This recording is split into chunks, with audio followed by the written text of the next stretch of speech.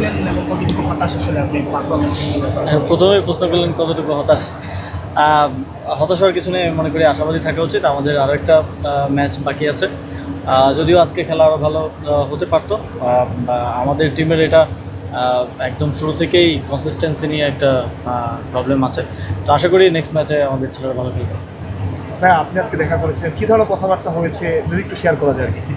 খেলার আগে তো বেশি কথা বলার সুযোগ নেই, বেস্ট অফ লাক জানিয়েছি আর তাদের কথা শোনার চেষ্টা করেছি। আমরা কি আশা করতে পারি যে প্রথম বৈতরণী পার হতে পারবো, যে প্রথম স্টেপটা আমরা পার হতে পারবো? এটা পুরোপুরি আমাদের পারফরমেন্সের উপরে ডিপেন্ড করছে, নেক্সট ম্যাচ দেখলেই বোঝা যাবে।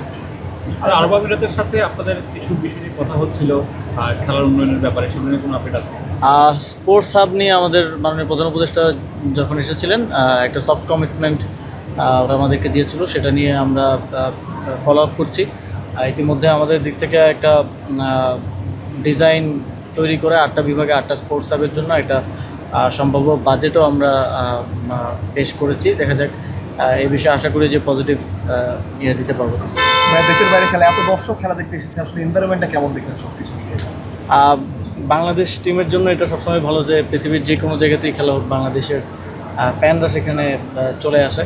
এটা অনেকটা চিয়ারিং এবং একটা টিমেরও একটা সাহসের জায়গা হয়ে দাঁড়ায়। তো বাংলাদেশের অনেক দর্শকরা এখানে ছিলেন, তারা টিমকে চিয়ার আপ করেছে। অ্যান্ড এটা সবসময় ভালো এক্সপিরিয়েন্স, যে কোনো জায়গায় দল যাক সেখানে বাংলাদেশের যথেষ্ট দর্শকরা থাকেন।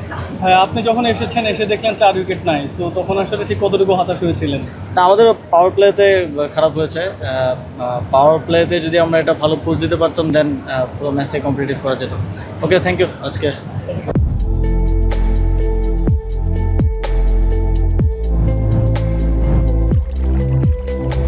Kai Aluminium. The better is now the best.